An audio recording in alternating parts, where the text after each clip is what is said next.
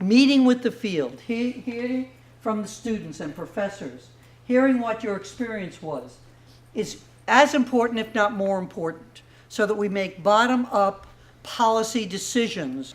I come from a single parent home and am a first generation student who has done nothing but dream of being a teacher since I was 3 years old. Because of this background, however, now I am raised alone by my mother, who is a beautician. I find myself in the cycle that Pablo Freire denotes as the pedagogy of the oppressed. I'm stuck due to the costs of not only my education at Hartwick, but the certification process as well. I'm throwing tens of thousands of dollars on an education, yet I'm not even guaranteed the opportunity to teach, or whether I will even be able to afford the necessary exams to even have that opportunity.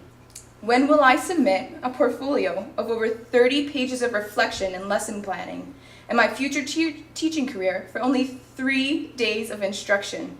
Additionally, the EdTPA process does not take into consideration that the classrooms in which they are seeing us teach are not our classrooms.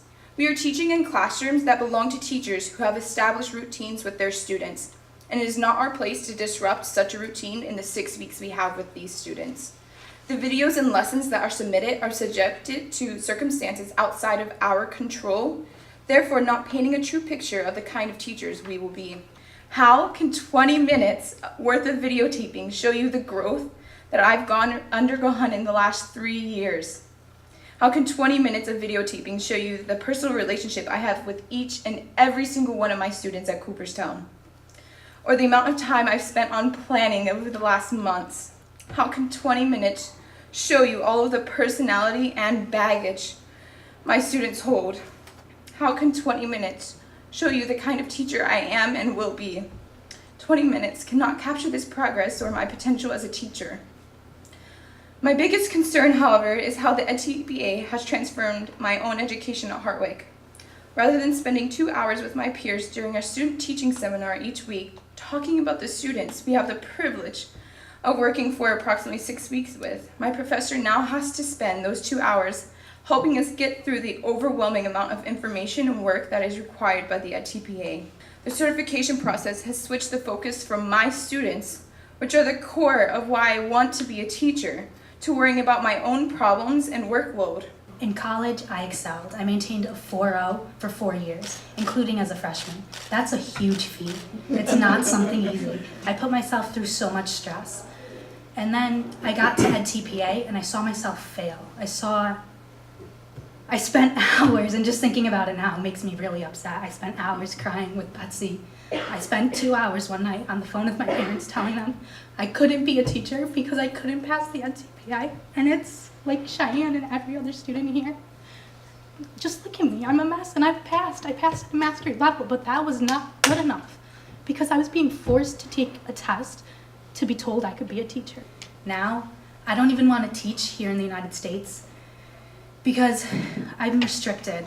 The creativity that's been pulled from EdTPA, I told you earlier, I spent 40 hours planning EdTPA instead of creating and being creative with my students. That was quality lessons, quality life lessons, not just Spanish lessons, life lessons that I took from my students. And the EdTPA in New York State, in the Regents, and every other policy, whatever maker, took from my students. And it's a reason that the quality of students and the caliber of education has diminished. And it's the reason that students don't want to enter the field anymore. I couldn't stand to be in the United States under this buckling, oppressive, suffocating system. And those are very specific, intentionally picked words. That's how I felt. And only now am I just beginning to breathe. And in September, I have an incredible opportunity to teach abroad, and I get to continue teaching, and I don't get to teach in the United States, and that's a loss here. For the intense requirements of the EdTPA drastically reduced the time I could devote to planning my own curriculum and developing my own style of teaching. Instead of passing my EdTPA because I had learned to become a good and devoted teacher, I passed my EdTPA because I was a good and devoted student who knew how to read rubrics well and jump through the hoops that were set up in front of me. Simply put, There seems to be a disconnect between what the state requires for certification compared to the expectations and assessments from those who supervised me. While student teaching, I received nothing less than stellar reports on my abilities. Not a single report was ever deemed less than an A in quality. This led me to believe that what I was doing was right and that my methods and practices as a teacher were sound.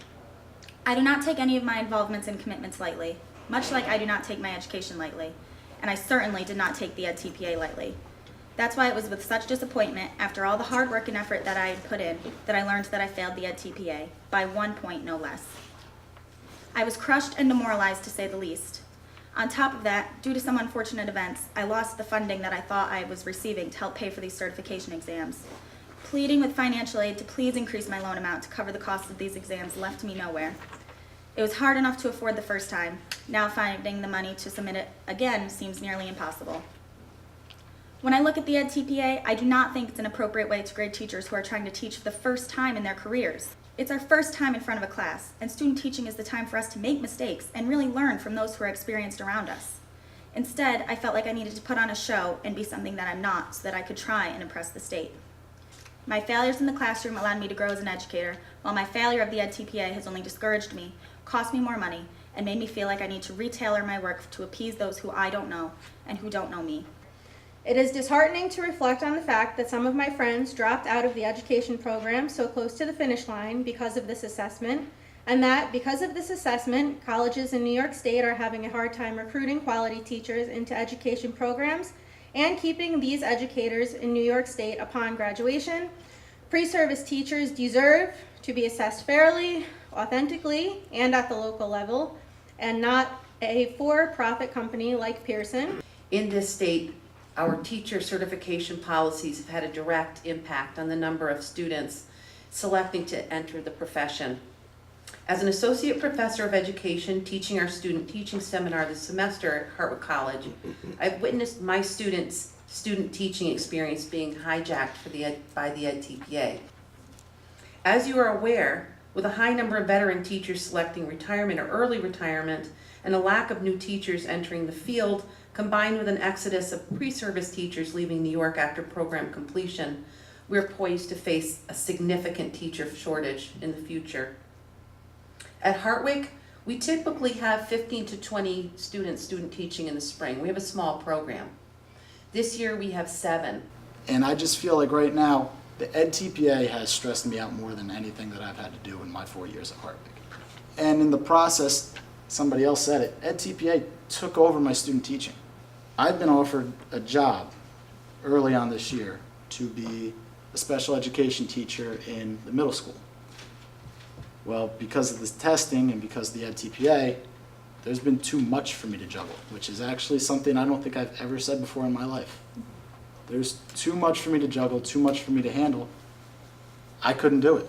I can't get it done in time. I'm a little discouraged by now. I've been working on these tests since November, studying for them, practicing them, getting practice books for them. And I feel like I'm ready for a job, and now I'm just waiting on one test to tell me whether I really am allowed to have that job or not. And that doesn't really seem fair. The system we have in place, we're already doing these things, and the tests become a very artificial hoop that you have to jump through that doesn't really measure college readiness, career readiness, teaching readiness. It hurts me to think that we need to create a pipeline funded by people like Pearson to certify that we're all doing the right thing. I would like to just go back to those days where we could just trust people to say, yeah, my professional opinion says this kid can do it, whether it's a kindergartner, a high school kid, or a college student. It was just another test. And that's not something that is worth my time. I'm not a test. And it's just like the students that are opting out now. We're not a test score.